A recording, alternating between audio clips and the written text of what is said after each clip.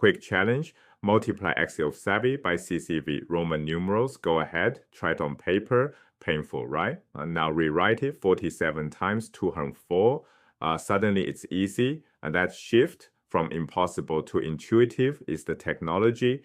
The digits 0 through 9, the concept of zero, the word algebra, even the word algorithm, all trace back to a single era, and in many cases, a single man working in 9th century Baghdad. So where did this system come from? The story starts in India. Indian mathematicians Brahmagupta, Aryabhata developed something extraordinary: 10 digits, positional notation, and zero. Zero wasn't just a symbol, it was a concept. The quantity of nothing is itself a quantity, and it made positional notation possible. The difference between 550 and 500 is entirely dependent on zero holding its place. Look at the difference in action. On the left, we have 47 times 204, written in Roman numerals, XLVII times CCIV. Try multiplying that without converting to regular numbers first. It requires an abacus or serious mental gymnastics. Now on the right, we have the same problem using Arabic numerals. 47 times 204. With long multiplication, we start by multiplying 47 by 4, which gives us 188. Then we multiply 47 by 0/10, giving us 0. Right? Finally, we multiply 47 by 200s, giving us 9,400. Adding those partial products together, 188 plus 0 plus 9,400, we get 9,588. Same problem, same answer, 9,588. But one path is nightmarish and the other is elegant. The numeral system itself is the breakthrough. Enter Al-Khwarizmi, a scholar at the House of Wisdom in Baghdad, around 820 CE.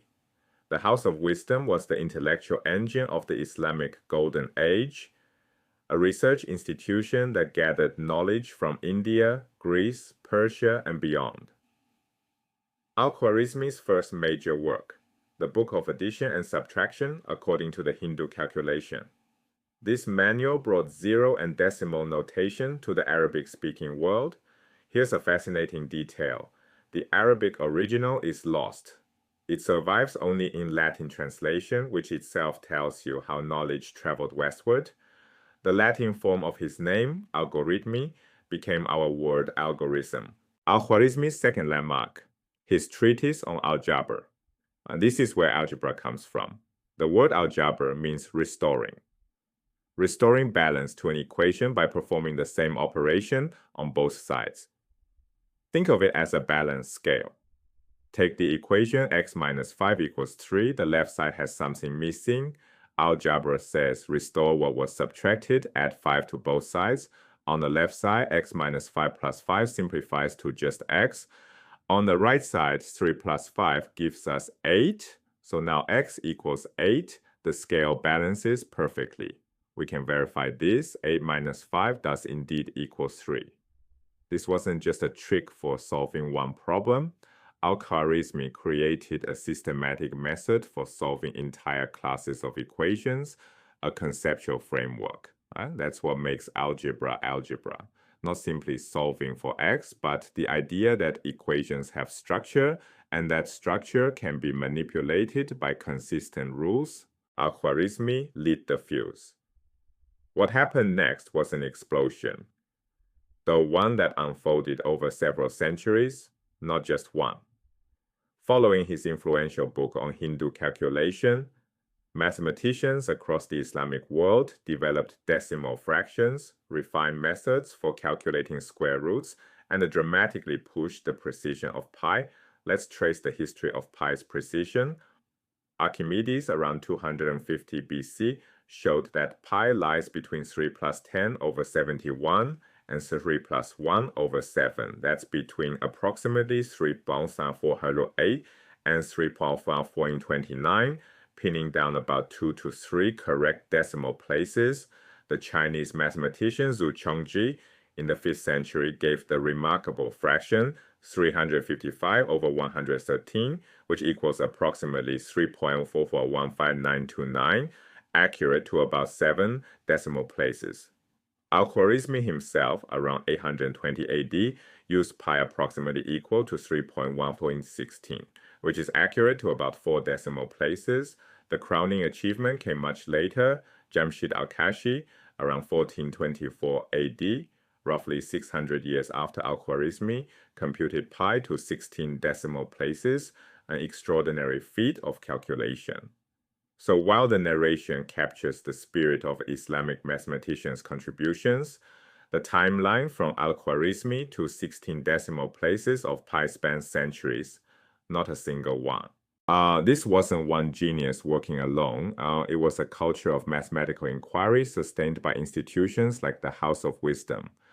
Scholars built on each other's work across generations and geographies, from Baghdad to Cairo to Cordoba. The infrastructure of patronage, libraries, and translation projects created an ecosystem where breakthroughs compounded. Mathematics advanced faster in this period than at any previous point in human history. Now, trigonometry. India gave the Islamic world one trigonometric function, the sine. Arab mathematicians took that single function and built the complete toolkit. They discovered or formalized cosine, tangent, cotangent, secant, and cosecant. Look at the unit circle. Draw an angle theta from the center.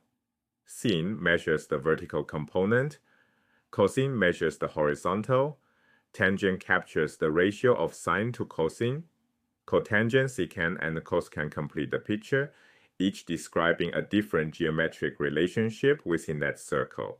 One function inherited, 5 functions created.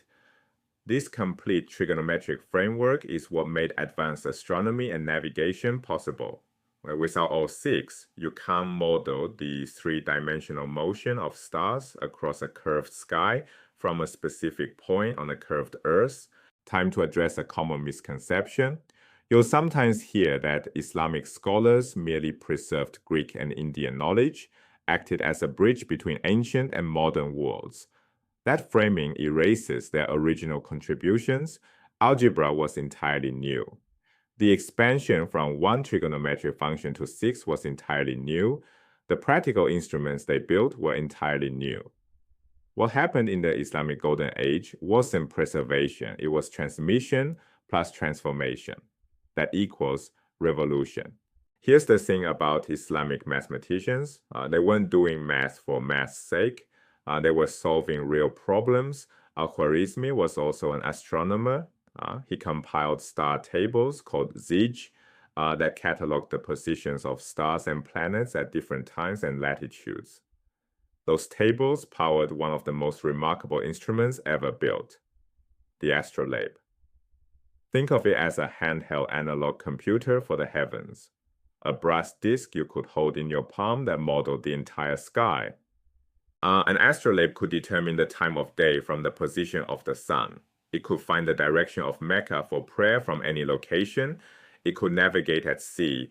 It could calculate the timing of religious feasts and even cast horoscopes. Later, sextants refined these capabilities further. Every one of these functions required the trigonometry and star tables that Islamic mathematicians had built.